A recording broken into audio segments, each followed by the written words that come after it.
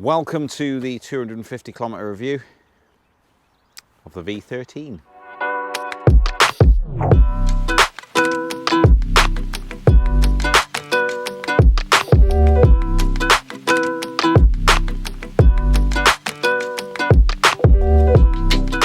So how has this V13 been?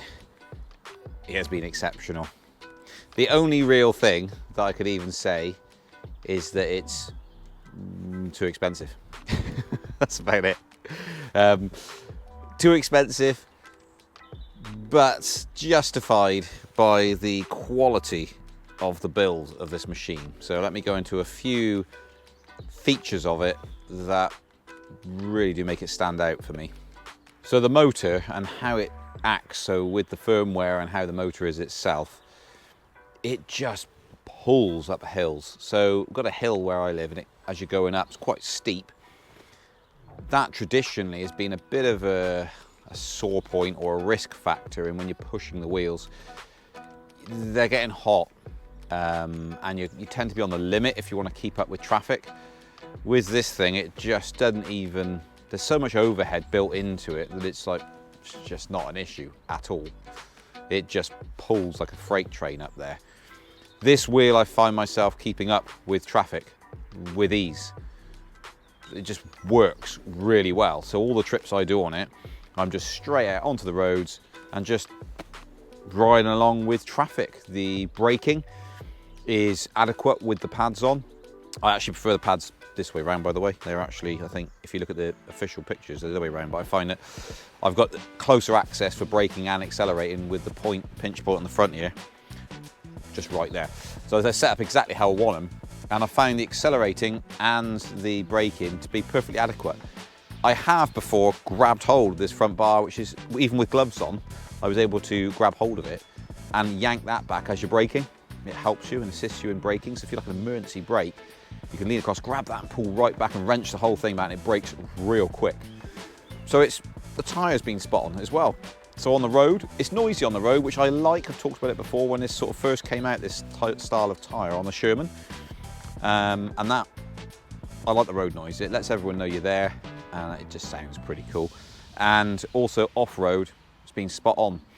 The thing I would say is that because you've got suspension as well, you're lifted slightly higher off the ground. And because it's such a big wheel, everything's sort of upwards rather than outwards on this.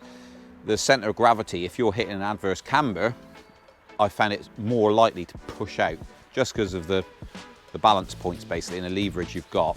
It's got a bit of a tendency to kick out. The only time I've ever really experienced that was on the S18, which is a bit interesting, but then the ones that we had in, and they didn't have off-road tyres on them.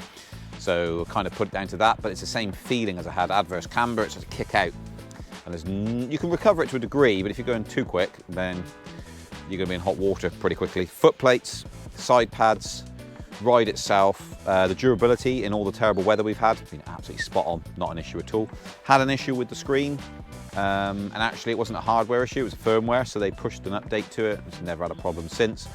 That was pretty neat, and the response time there was about 10 minutes to get that sorted, which is not something we necessarily experience when we're trying to help customers out. We don't always get that from manufacturers, and that is the same with InMotion.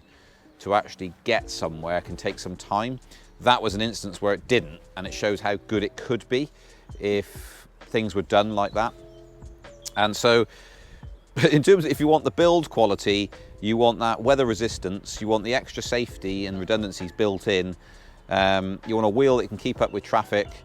It's epic, and the light on this is amazing. The only thing, and this isn't a criticism of this wheel, I want to start bringing out a light where you've got a roller. So you've got a roll in your hand, wireless roller, and you roll it forward and back. Forward tilts the light down, back pulls it up. Because if you're going up a steep hill, obviously the wheels, I keep on about this, the wheel's trying to keep you straight, and if you look into a hill like that, the light's shining here.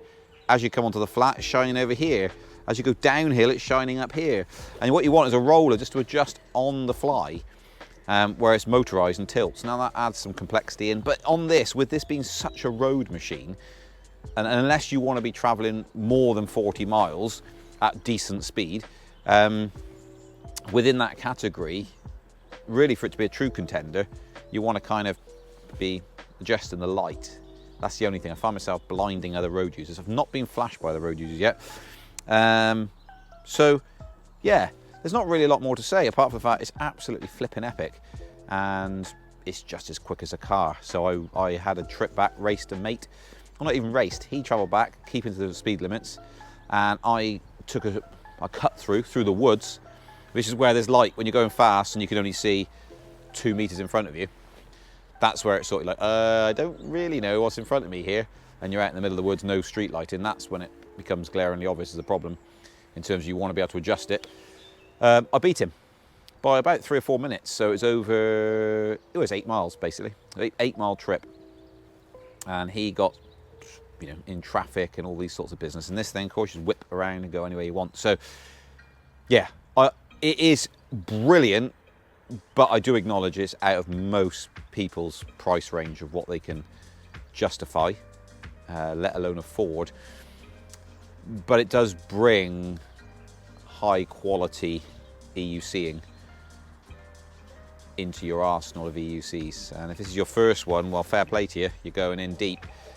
I love this thing. It makes little noises. It talks to you. Yeah. I would suggest if it's your first time EUCing, unless you've just got shed loads of money, get something like an M10-4. Check it out on speedyfeet.co.uk. Have a look at that. Something in that price bracket. I think it's £1,000 ex VAT, ex tax. So try that out, get used to that. Then you're gonna have a fun wheel with you always, and then a big old beast. So the disadvantage, price, stupidly heavy, so 50 kilograms. This is a home to destination and back again. Not something I ever would want to put in the car because it just hurts trying to put it in the car. You need a ramp or maybe a hydraulic lift to put it in. I joke, but it is heavy. So it's the sort of thing you can also just jump on straight from your front door and just join traffic and off you go. So it's pretty up there in terms of everything, in terms of price as well. Price and weight are the 2 areas I'd probably kick back on a little bit. But then price, if you've got loads of money, yeah, you just buy it without thinking, then you're gonna have an absolutely amazing wheel. So that's a 250 kilometer review. Obviously I got the 650 and 1,000, so if any of you guys don't want to hit the buy button on it, again, speedyfeet.co.uk. If you don't want to hit the buy button on it, you can wait until I've done 1,000 kilometers on it and see what it comes up with. I doubt very much anything's going to go wrong with it, but if you just wanted that extra security, you could just wait until I get to 1,000. I'm currently on 280 kilometers is what it's on at the moment. So probably going to lob in this lovely weather. Probably going to put another 40 on it today. So I'll see you on the 650 kilometer review. Any questions, as always, comment, and don't forget to like this video. And I'm just going to ride it off into the sunset. See you again.